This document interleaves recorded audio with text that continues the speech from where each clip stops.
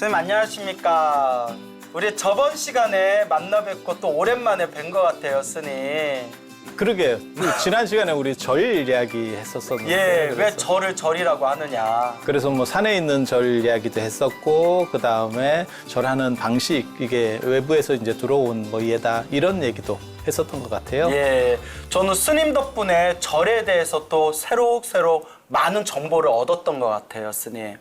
근데 그게 좀 반응이 괜찮았었나요? 오, 뜨겁습니다. 스님 막 뜨거움이 느껴지지 않습니까? 그건 여름이라서. 제가 열체질이라서. 예. 그래서 솔직히 하고 싶은 이야기들이 굉장히 많았는데 저는 한 시간이 이렇게 짧은 줄 몰랐어요, 스님. 왜 그러냐면 우리가 40분 녹화를 해서 그래요. 예, 스님. 그래서 저희들이 이제 내렸던 결론이 절을 많이 해서 절이라고 한다. 이런 대화도 나눴고 또 간절해야 된다. 간절함을 또 뜻한다라는 얘기도 했고 또 스님의 좋은 말씀 듣고 제가 머리에 번쩍 떠오른 영감이 절을 나를 찾아라, 자기 자신을 찾아라 해서 절이라고 한다. 또 이런 이야기도 제가 이렇게 드렸던 것 같습니다, 스님. 오늘은 무슨 주제를 가지고 오셨어요? 오늘의 주제는 이제 왜 마침밥에는 흰밥만 올라가는지가 이제 오늘의 주제입니다.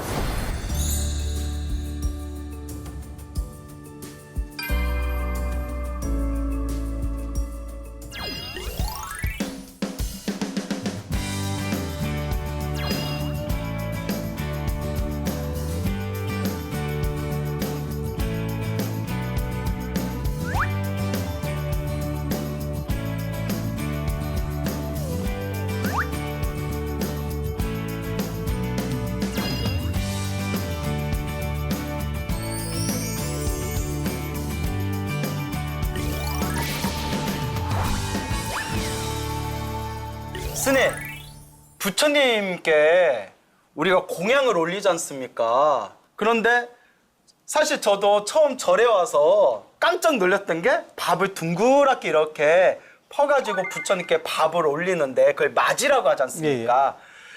근데 많은 분들도 그런 질문을 아마 떠올렸을 것 같아요. 왜 반찬은 없을까? 왜 맨밥만? 왜 이렇게 밥만 드리나? 왜 반찬은 없을까? 반찬도 좀 드셔야 될 건데 그렇죠. 맨날 맨밥만 저렇게 드시니까 부처님 너무 힘드실 것 같아요. 부처님, 그래서 스님이 저한테 이런 농담하셨었죠. 부처님이 탄수화물 중독자야. 예. 근데 이런 부분에 대해서 우리가 한번 문화적으로 왜 한국 불교에서 언젠가부터 부처님께 공양을 올릴 때 밥만 올리게 되는가? 이런 부분에 대해서 저희가 한번 짚어볼 부분이 있을까요, 스님? 예전에는 반찬이 같이 올라갔었던 걸로 추정을 합니다. 반찬이 실제로 같이 올라갔다고요? 그래서 바로 이야기가 삼국유사에 보면 백률사조나 이런 데 보면 바로 이야기가 있거든요. 그래서 은그릇 5개, 그 다음에 금그릇 5개를 왕이 이제 시주하는 그런 대목들이 나오는데 그게 5개짜리 바로거든요. 스님 혹시 바로가 5개 예전에 있었던 거 기억하세요? 예, 저는 기억합니다. 그게 정확히 기억합니다. 그래서 그게 무슨 일이 벌어지냐면 우리가 바로를 사면 5개인데 네. 하나가 남잖아요. 예. 교육원에 들어가거나 안 그러면 유론의 그 스님들이 4개만 쓰고 하나를 빼라고 하니까 네. 그래서 이제 본사나 이런 데 가면 그 바로가 굴러다녀요. 그리고 거기에 늘상 동전 같은 게 대부분 저는 여쭤봤어요. 4개인데 왜 5개가 들었냐 하니까 예비용이다라고 얘기해 주시더라고요. 예비용이다. 스페어 타이어요. 그래서 하나 잊어먹으면 그거 써라. 아니 근데 그거를 중간 걸 잊어버리면 그게 맞을까요? 그걸 이제 우리가 전문 용어로 쪽났다라고 표현하죠. 새로 사야죠. 새로 준비해야죠. 근데 이게 되게 재미있는 게 지금은 사람들이 그 인식이 자꾸 없어져서 그러는데 예전에는 이 사자가 죽을 사자하고 발음이 똑같다 그래서 살을 피하는 교양들이 있어요. 그래서 사홍서원도 우리가 제가는 이제 굉장히 잘못됐다고 생각하는데 노래로 할 때 전통식으로 할 때는 중생무변서원도에서 한 번 인사하고 그렇죠. 번뇌무진서원단에서 한 번 인사하고 법문무량서원항에서는 안 합니다. 안 하고 마지막에 예.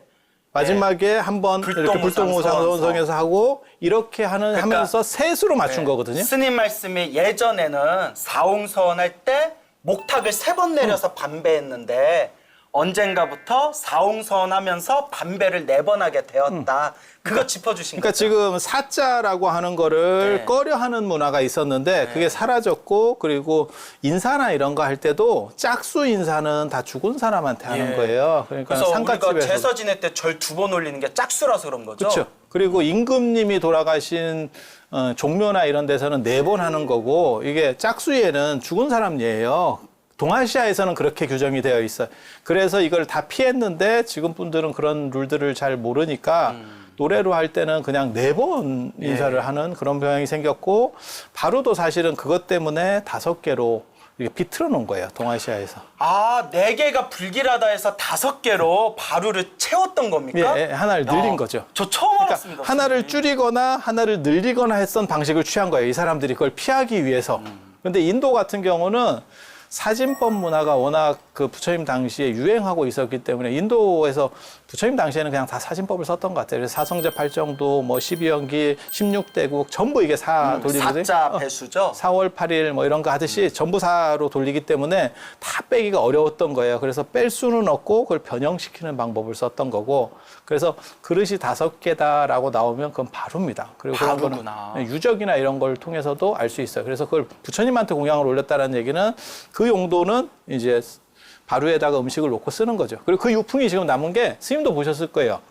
큰 스님 달해제 같은 데 보면 바루에다가 이렇게 음식들을 이렇게 예. 싸서 제례를 우리가 지금도 올리고 있죠.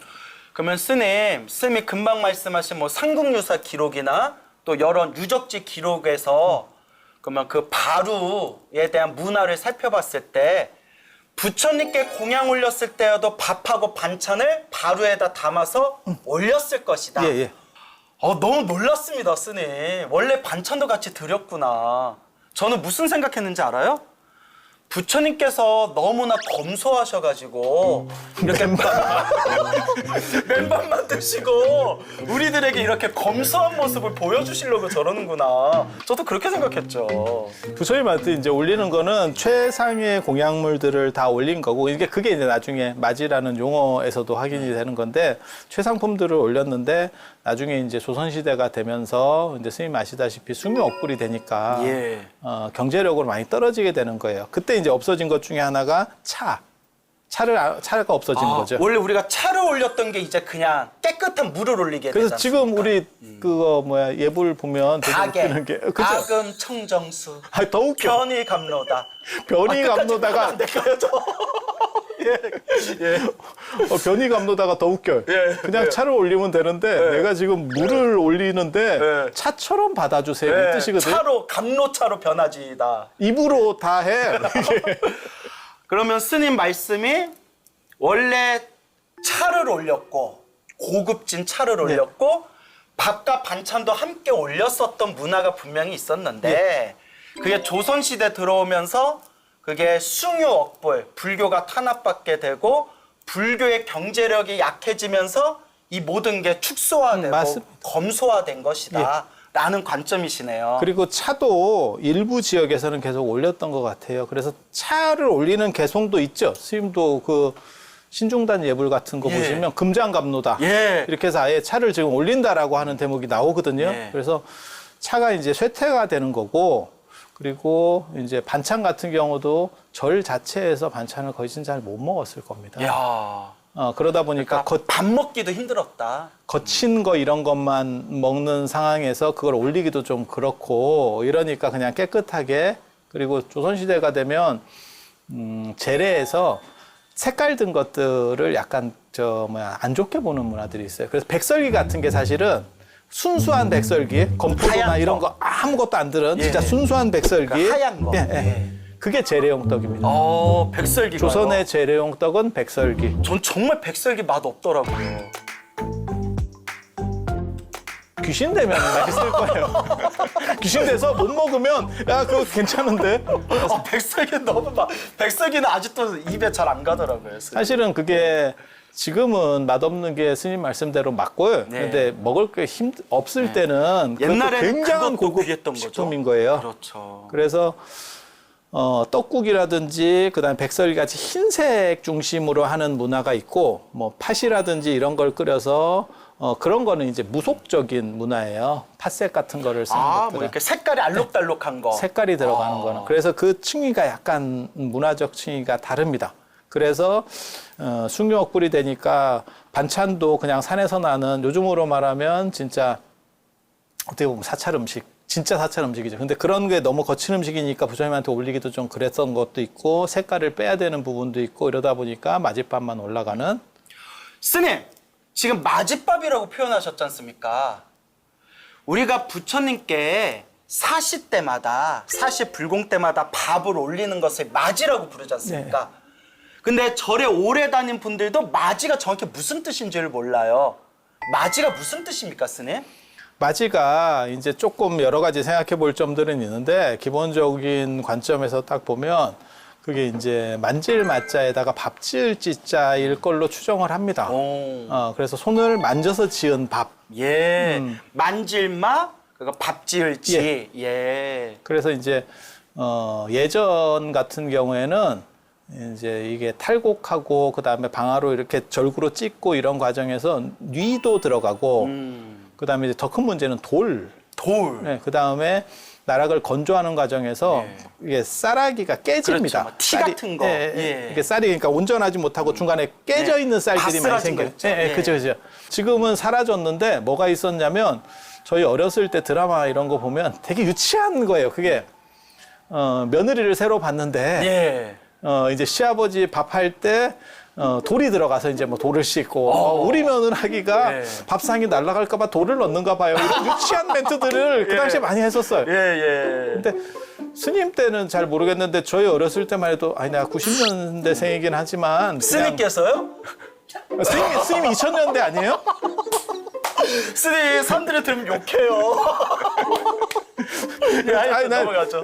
예전 걸 내가 전에 들었어. 전에 들었어요. 그래서 그때만 하더라도 그 돌 같은 게 쌀에 많아서 저을 때 조리로다가 이걸 골라내죠. 착착착 하는 거. 그런데도 불구하고 이게 익숙하지 않은 사람은 돌이 들어가는 그런 문제가 생기고 임금이나 쉽게 말해서 양반도 고위층 같은 경우는요. 그 돌 씹으면 진짜 절단 납니다. 그래서 그걸 하나하나 다 만져서 골라내요. 이런 100%입니다. 정말 노동이네요, 노동. 그때는 뭐 할 일이 없어요. 왜 할 일이 없어요? 그래서 부처님한테 올리는 것도 그러니까 부처님에 대한 예법을 이렇게 보면 대부분 다 왕과 이꼬르입니다. 성인 군주론이라고 하는 동아시아의 어떤 특징, 성인과 군주는 같은 레벨이에요 라고 하는 것 때문에 나타나는 거거든요. 그래서 부처님을 마짓밥을 전부 만져서 골라내서 제일 좋은 쌀로 지었. 선생님, 제가 본 책에는 물론 학설이 여러 학설이 있지 않습니까? 맞이할 때 맞자가 갈맞자. 그래서 정성들이다라는 뜻이고 지자가 맛 좋을 지자, 맛지자라는 뜻도 있잖아요. 그래서 정성 들여서 맛 좋은 음식을 올린다 해서 맞이라고 불린다. 또 제가 본 책엔 그렇게 나오더라고요. 비슷한 의미일 거예요. 지금 그래서 최상을 하겠다라고 하는 제가 얘기한 거나 스님께서 말씀해 주신 거에 공통점이 일단 정성이 들어가야 되고 그렇죠. 왕에게 올릴 때 돌이 들어가면 안 되듯이 큰일 나듯이 우리 위대하신 부처님께 공양 올릴 때도 정성스럽게 돌 하나 티 하나 다 빼서 가장 좋은 걸 올린다. 바로 거기에 마지의 정신이 있는 거겠네요. 지금은 그런 분들을 못 봤는데요. 제가 예전에 초창기에 절에 이렇게 있을 때만 하더라도 시골에서 추수하시면 그 추수한 첫 쌀을 부처님한테 올린다고 이렇게 이고 오시는 할머니들이 있었어요. 그런데 그때는 또 이 할머니들이 얼마나 많이 이고 오는지를 몰라. 이걸 이만큼을 이어요. 이만큼을 이는데 그게 몇 킬로를 걸어와야 되거든요. 그런데 쉴 때도 앉아서 그냥 이걸 안 내리고 쉽니다. 부처님께 올릴 거니까. 그래서 그걸 내리고 쉬면 좀 편할 건데요. 이랬더니 부처님한테 올리는 거를 내릴 수가 없습니다. 머리에서 이거는 계속 해야 됩니다. 이런 얘기들을 머리에 깨서 이고 있고. 많이. 그러니까 쉬는 것도 앉아서 머리에 놓고 쉬는 거예요. 그래서 또 이런 얘기 있지 않습니까? 그 쌀을 머리에 이고 몇 킬로미터를 걷고 걸어서 일주문에 들어가는 순간 뽕 하고 방귀를 꼈대요. 그러니까 할머니가 한숨을 푹 내쉬면서 방귀 기운이 올라간 쌀을 어찌 부처님께 올리겠냐 하고 다시 집에 돌아가서 다시 새로 준비해서 또 그 다음날 몇 킬로미터를 걸어가지고 부처님께 그 쌀공양을 올렸다. 이런 정말 전설 같은 이야기가 있지 않습니까? 아니 전설이 아니고 진짜 그랬을 것 같아요. 왜냐하면 요즘은 그런 개념들이 없는데 밥상도 실제로 며느리가 만약에 시아버님한테 올리든지 하면 상을 원래는 차려서 같이 먹는 문화가 아니면 상 자체가 들어가는 문화거든요. 올릴 때 코 위로 올려요. 그리고 진짜 지금도 절에서는 맞이는 이렇게 우리가 올리잖아요. 앞쪽 아니고 그다음에 코보다 위로 올리게 돼 있습니다. 맞아요. 저희도 그렇게 배웠죠. 그게 그렇게 하는 그 공통 룰이에요. 그래서 그 어른의 생각이 맞는 것 같아요. 그리고 저는 그런 분들 이렇게 얘기를 들으면 숙연해지는 게 저렇게 해야 복을 받는 것 같다. 이런 생각이 뭐든지 정성이 있어야 돼요. 기록에 근거해서 분명히 반찬도 같이 올렸다. 이렇게 차를 올렸었고 밥과 반찬을 같이 올렸었는데 사찰의 경제 사정이 안 좋아지면서 그냥 깨끗한 물로 대신 올리게 되었고 반찬도 아니라 밥만 올리게 되었다. 이렇게 이제 얘기해 주셨고요. 부처님께 올리는 밥을 우리가 마지라고 부르는데 마지가 무슨 뜻입니까? 라고 했을 때 정성스럽게 지어서 올린 밥이다. 이렇게 또 이제 결론을 내려주셨고요. 네, 맞습니다. 여기서 우리가 나누는 이야기가 완전 왕초보들을 위한 그런 재미난 어떤 불교 상식이잖아요. 여기서 제가 또 스님께 하나 우리 왕초보 불자들을 위해서 대신 질문 드리고 싶은 게 우리가 사시불공 하는데 요새 젊은 애들은 사시가 무슨 뜻인지를 몰라요. 사시가 무슨 뜻이고 그 사시불공 때 맞이 올리는 게 어떤 의미가 있는지 한번 짚어주셨으면 좋겠어요. 12지에서 자축인묘 진사오미 신유술회 할 때 그게 그래서 자축인묘 진사 진사. 예. 그래서 사시. 예. 그러면 시간을 뜻하는 거네요? 그렇죠. 그럼 몇 시에서 몇 시죠? 그래서 예전에는 2시간에 하나니까 예. 9시부터 11시까지 11시. 9시에서 11시를 사시라고 불렀다. 그때 불공을 올리는 거네요? 그렇죠. 예. 왜냐하면 인도에서는 12시가 되기 전에 밥을 다 먹는 문화거든요. 수행자는. 정오를 넘어서 밥 먹지 말아라.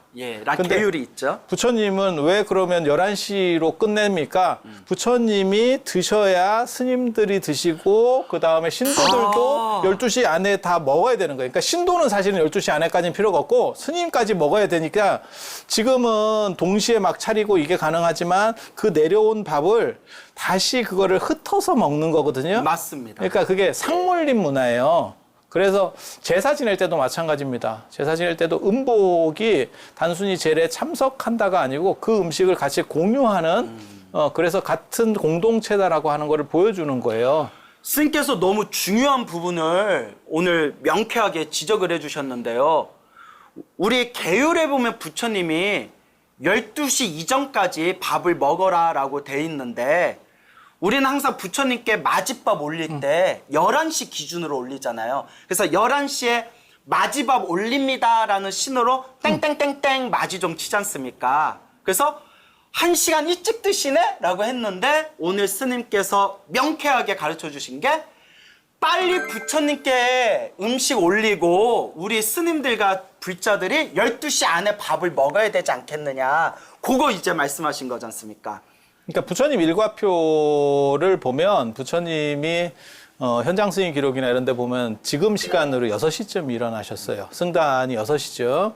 그러니까 뭐 새벽 3시에 일어났다 이거는 사실 시차 계산을 잘못한 거고 그리고 그 시간에 일어날 수가 없습니다. 왜냐하면 지금 새벽 3시인지를 몰라요. 그게 시계도 없는 상황에서 3시인지 4시인지 2시인지 알 수가 없어요. 미안한 얘기인데. 해 떠야 알고 닭이 울어야 아는 거지 뭐 자명종 소리가 있는 것도 아니고요. 그래서 한 6시쯤 그 승단이 인도 승단은 일어났고 그래서 한 끼 먹고도 가능한 거거든요. 그리고 이제 탁발을 나갈 때는 그러니까 걸식이라는 용어도 쓰고 탁발이라는 용어도 쓰는데 인도식 표현은 탁발이 공식 명칭이에요.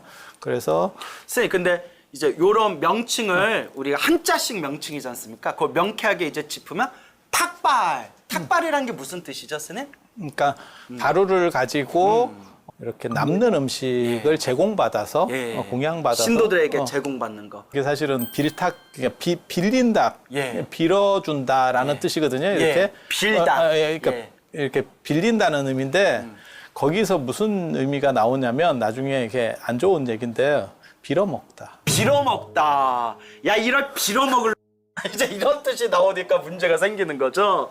예. 그게 네. 스님들이 두 종류가 있어서 그래요. 두 종류의 스님. 조선 조선왕조 실록에도 보면 그렇게 나오거든요. 세 등급의 스님이 있다. 뭐 이렇게 예. 얘기하거든요. 하나는 참선하는 스님을 참선하는 제일 스님. 높였고 조선 초기 기록이에요. 그래서 선불교가 이제 예. 강력하니까 이렇게 나오는 거고, 두 번째는 말 타고 강경하러 다니는 스님, 그러니까 말 법문하러 타고. 다니는 스님. 예. 우리 치면 이제 택시 타고 이제 법문하러 다니는 스님이겠네요. 세 번째는요, 스님? 그리고 세 번째 이제 요즘으로 말하면 무쓸모죠. 무쓸모. 별로. 쓸모가 없다? 별로 이제 밥 우리식으로 말하면 약간 밥중. 밥좀. 야, 조선시대에도 그런 표현이 있었습니까? 이제 그런 식의 사람들 때문에 나오는 게 빌어먹는 예. 놈이라는 표현이 쓸모없는 나오는. 놈이 빌어먹기만 하는구나. 이제 이래서 빌어먹을 이런 욕이 나왔나 보군요. 그리고 경상도에서는 선생님 경상도 쪽 이런 걸 좀 아시는지 모르겠는데, 그쪽에 사셔보셨는지는 모르겠는데, 뭐가 있냐면 자기 남편을 화상이라고. 아, 야, 이 화상아. 원래 불교에서 화상은 덕이 높은 아사리를 뜻하잖아요. 스님, 화상이라는 단어가 불교에서 굉장히 권위 있는 중요한 언어고, 빌어먹다라는 거.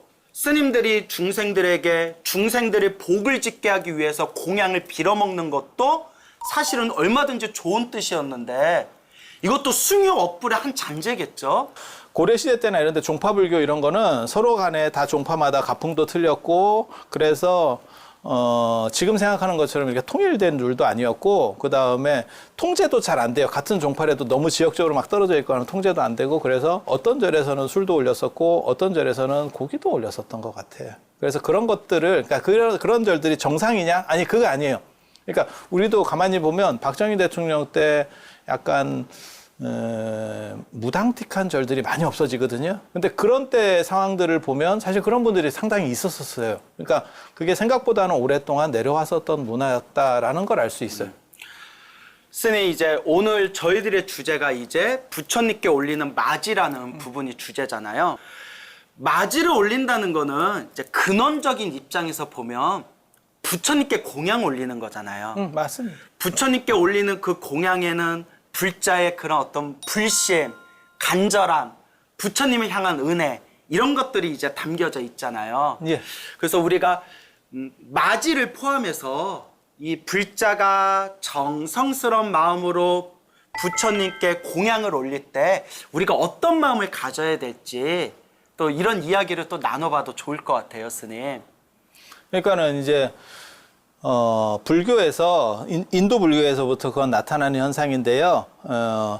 수행자는 정신노동자입니다. 어떤 의미에서는. 그래서 정신적으로 공덕을 이렇게 수행을 해서 양산을 해내는 거고, 그 다음에 일반 재가인이나 일반 신도들은 물질 자체를 이렇게 축적하는 분이에요. 그래서 그게 등가 교환이 이루어지는 거예요. 그래서 공덕이라고 하는 가치를 물질적인 음식이나 이런 걸 주면서 그것을 받아가는 겁니다. 그래서 탁발 끝나고 나서는 언제나 하는 게 뭐냐면 축원을 해주거나 법문을 해줘라 라고 하는 대목이 나오는 거예요. 그래서 그 사람이 행복할 수 있도록.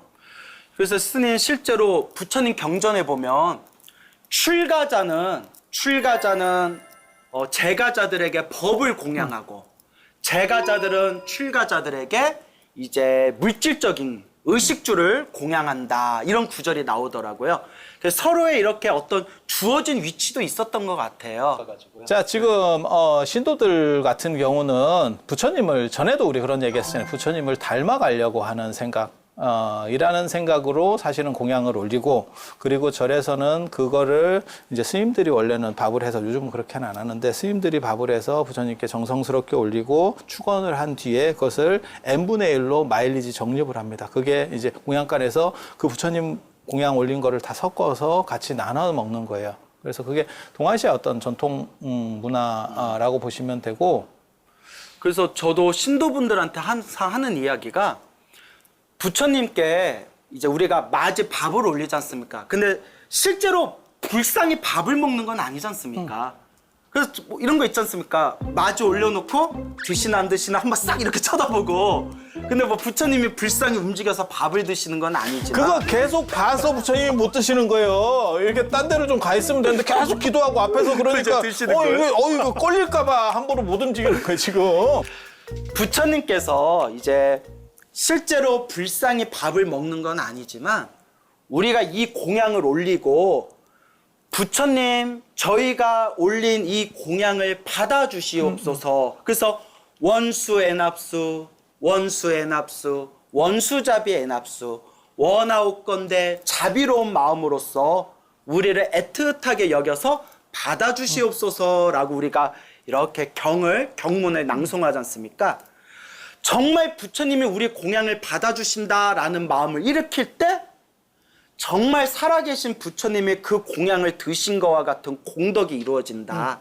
제가 이런 얘기를 많이 하거든요. 그건 맞습니다. 예. 그러니까는 부처님이 이제 부처님께 맞이를 올리는 게 불교의 완전 정통 문화는 아니었을 거예요. 그런데 부처님을 닮아가려고 하고 싶은 사람들의 욕구에 의해서 부처님 탑이나 이런 데 꽃 공양도 올리고 그다음에 과일 공양도 올리고 하다가 동아시아로 넘어와서는 공양을 진짜 음식을 이렇게 좀 대접해 드리면 좋겠다라는 생각을 하게 되는 거고 그걸 통해서 계속 닮아가려고 하는 노력들이 있는 거예요. 그래서 뭐하고 똑같은 거냐면 부처님이 드시지도 않는데 왜 올립니까? 그거는 순국 선현들한테 현충일날 묵념하는 거하고 마찬가지예요. 그 묵념을 통해서 우리는 그분을 기리고 우리도 그렇게 됐으면 좋겠다라는 생각들을 하는 거죠. 근데 스님 예전 또 인도 불교 역사에 대한 책을 봤더니 그 시대 때 이런 논쟁이 있었대요. 부처님 인멸 후에 부처님께서 인멸하시고 나서 그 사리를 모아서 탑을 세웠잖아요. 그래서 그 불탑 신앙으로 인해서 대승불교 시대가 열렸다라는 뭐 학설도 있지 않습니까? 뭐 여러 학설들이 있는데 이런 재미난 내용이 나오더라고요.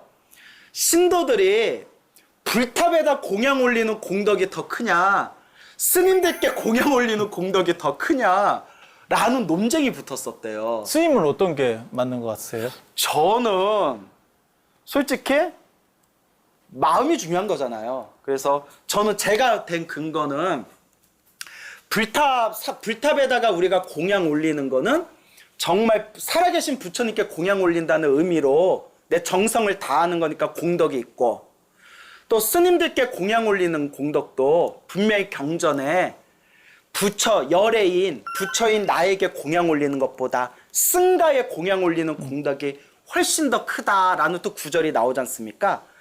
그래서 저는 불탑에 공양 올리는 거나 승가에다가 공양 올리는 거나 결국 그 정성스러운 마음이 통한다면 결국 같은 공덕이 아니겠느냐? 그냥 저 혼자 그냥 그렇게 결론을 내렸습니다. 그 논쟁이 굉장히 오래까지 가요. 오래 가죠. 그리고 그게 백중 때도 그 얘기가 나오잖아요. 그러니까 부처님이 목건년의 어머니인 청제 부인을 내가 할 수 있는 게 아니고 그거는 백중 끝났을 때 승고, 그러니까 그건 어떻게 보면 사방승보를 얘기하는 거예요.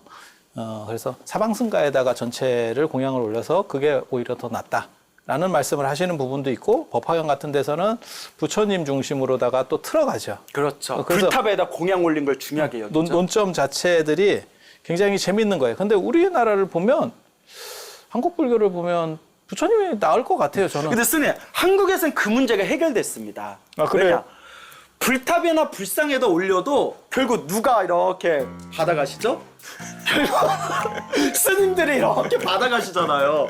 그러니까 이 부분이 서로 난 한국에서는 부처님이 틀어져 가지고 있죠. 가시는 줄 알았어, 지금까지. 여태껏 부처님이 처음 들고 가시지 알았네. 않았어요? 그러면 저 안 보일 때 어떡하죠? 저녁에 하시. 저 부처님 앞에 둔 사탕 제가 집어갔는데 저 어떡하죠? 우리 부처님 사탕 못 드셨어. 자, 그거 부처님이 아껴놓은 건데 내일 드시려고. 어쩐지 꿈자리가 안 좋더라고요. 자, 어쨌거나 한국 불교는 이런 부분이 좀 해결됐지 않습니까? 예. 근데 제가 또 희한한 경우를 봤어요. 어느 신도분이 유명한 사찰에서 있었던 일인데요. 신도분이 자기 생일이라고 케이크를 부처님께 올렸어요. 보통 케이크 같은 거 부처님한테 올리고 그냥 가지 않습니까? 기도하고 부처님한테 올렸던 케이크를 싸가지고 집에 가져가시더라고요. 이럴 때는 그 공양의 공덕이 있습니까 없습니까? 자기가 들고 갔을 때는 글쎄 제가 보기에는 괜찮을 것 괜찮다. 같은데. 예, 이제 조금 전 몰라서 여쭤봤어요. 조금 짜증나면 생일빵을 한번 해주겠습니다. 아니 그거를 올려만 놓고 가시는 분들도 있는데 이 얘기를 해도 될지는 저도 잘 모르겠는데 사실은 자기가 조금 먹어야 돼요. 먹어야 된다. 예, 그게 이제 음복 아까도 같은 얘기했었던 예. 그래서 그 부분은 사실 다 갈라서 먹는 그리고 그게 대중공양 문화에서는 기본적으로 깔려 있죠. 지금 현재 한국 불교에도. 근데 선생님 제가 또 어른들한테 듣기에는 보시지 않습니까? 보시 공양인데 보시는 내려놔야 되는데 온전하게 그거 공양물을 그 법당에 딱 내려놨을 때 그 보시가 원만해지는 건데 올려놓고 자기가 가져가서 자기가 흡수해버리면 보시 공덕 그 공양의 공덕이 원만할 수가 없다. 또 이런 얘기를 들었거든요. 이제 그 대승불교 쪽에서 그런 얘기들을 하기는 하는데 그거는 이제 마일리지가 좀 많고 윤택한 분들은 그렇게 해도 돼요. 그러니까 종을 만드는데 내가 혼자서 종 다 했어요. 예. 이러면 굳이 이름 안 새겨도 돼요. 예. 뭐 고려대안경 이런 데 누가 어차피 이름 내가 새기겠어요? 다 했으니까. 그런데 이제 조금 저렴하신 분들은 어떻게라도 새겨서 내게 좀 잘 되기를 그 간절한 마음도 저는 상당히 존중받아야 된다는 생각을 해요. 선생님 그리고 우리 한국 불교 역사에서 또 이 마지와 관련된 중요한 부분을 제가 하나 콕 찍어서 여쭤보고 싶은데요. 성찰스님, 청담스님 아시죠? 뭐 당연히 아시겠는데 성찰스님, 청담스님이 주장하셨던 게 뭐였냐면 스님께서 저보다 더 해박하시겠지만 부처님은 하루에 한 끼 드셨는데 뭔 절에 제가 있을 때마다 오전 저녁 할 것 없이 부처님께 자꾸 밥을 올리냐 그런 경우 있지 않습니까 스님. 우리 제진회 때마다 부처님한테 맞이 올리고 제진회지 않습니까? 그러니까 부처님께 맞이 밥을 올린 건 사시 하나로만 딱 끝내야 된다라고 주장하시고 실제로 그것을 실천을 하셨다고 합니다. 근데 사실 지금 사찰에서는 아무래도 신도들 분위기, 신도들 눈높이에 맞춰주려진 몰라도 제진회 때마다 오전, 오후, 저녁 할 것 없이 맞이를 그냥 올리거든요, 밥을. 선생님 이 부분에 대해서 어떻게 생각하세요? 그거는 예. 전각 자체가 적어서 그래요. 그러니까는 예전에는 지장전이나 시황전이나 제가 그런 얘기 하거든요.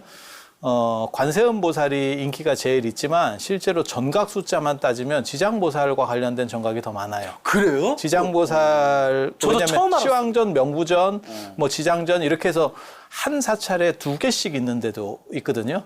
큰 데는 큰 절들은 이유가 뭐냐면 쟤는 예전에 한꺼번에 합동으로 지내지 않아요. 그리고 쟤를 부처님 앞에서 그렇게 함부로 지낼 수 없어요.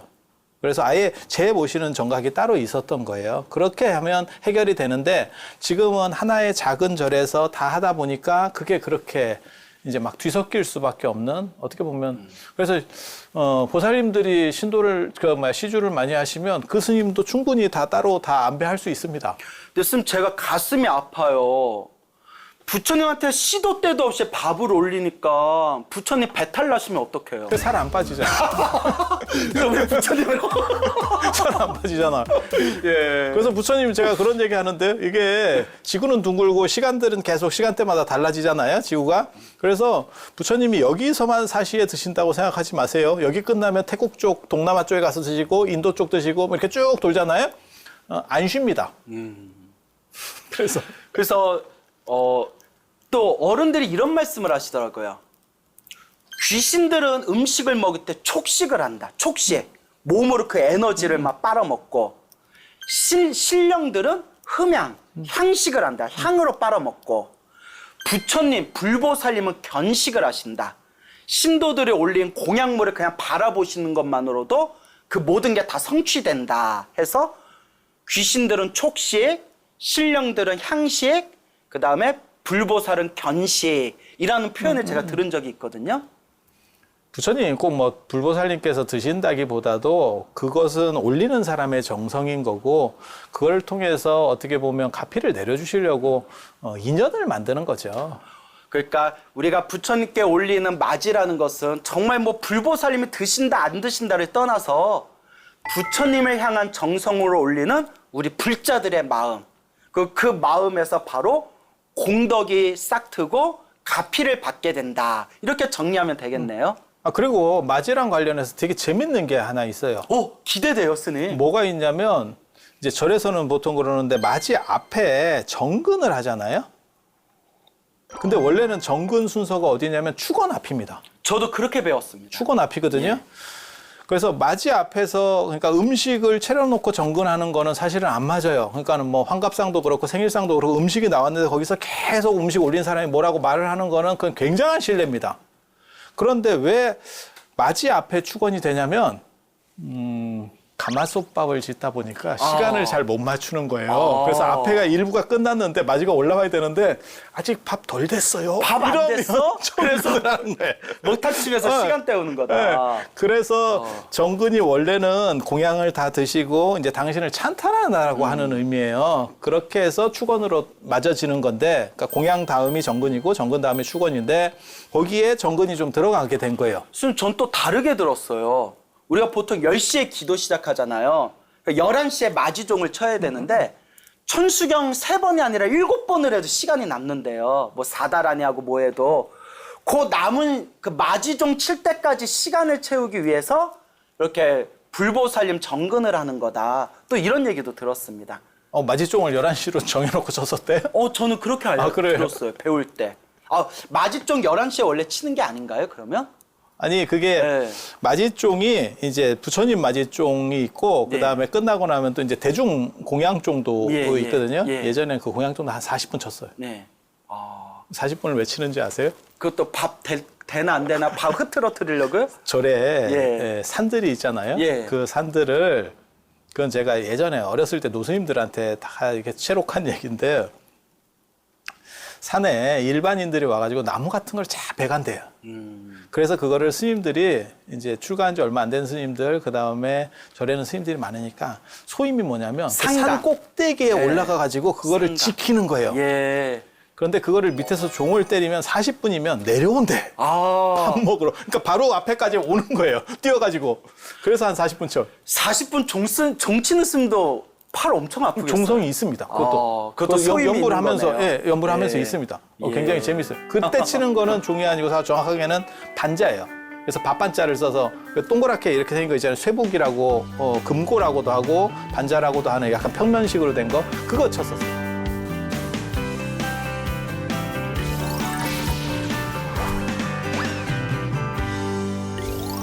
스님, 오늘 맞이에 대한 이야기 나눴는데 사실 풀어야 될 게 더 많은데 또 시간이 손살같이 흘렀습니다.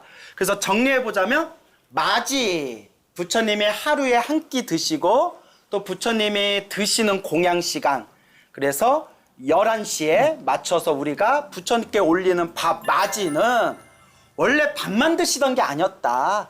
옛 기록에 근거를 뒀을 때 차도 올렸고 밥도 올렸고 반찬도 올렸었는데 그만 우리 한국 불교가 이렇게 억압받고 또 시대적인 어떤 그 경제력이 또 사찰이 악화되면서 이렇게 그냥 밥만 올리는 문화가 뚱 하고 돼버렸다라는 말씀을 하셔주셨지 않습니까? 그러니까 떠오르는 게 스님, 이제 사찰 경제가 다시 많이 활성화됐으니까 그 지금부터라도 밥을 반찬하고 같이 올리면 어떨까요, 스님? 부처님도 뭐 차를 드셨던 건 아니에요. 그래서 딱히. 우유를 차라리 올려라 내가 그런 얘기도 했는데 차라리 우유죽을 올려라. 이미 예. 전통적으로 오래됐고 문화화됐으면 사실은 그걸 손대기는 쉽지는 않습니다. 맞아요, 스님. 문화는 끊임없이 변하는 것 같아요. 다만 그 끊임없이 변하는 문화 속에서 우리 불자들이 부처님을 공경하고 부처님을 그렇게 정성스럽고 간절하게 향하는 그 마음, 그게 바로 핵심이 아닌가라고 오늘 다시 한번 생각해 봤습니다. 스님, 오늘 너무 풍부하고 너무나 해박한 또 불교 문화 지식에 제가 다시 한번 찬탄드리면서 스님, 다음 시간에 또 뵙겠습니다, 스님. 아유 스님이 더 고생 많이 하셨어요. 예, 고생한 거 없는데요. 부처님 앞으로 충만한 한 주가 됐으면 좋겠습니다. 감사합니다.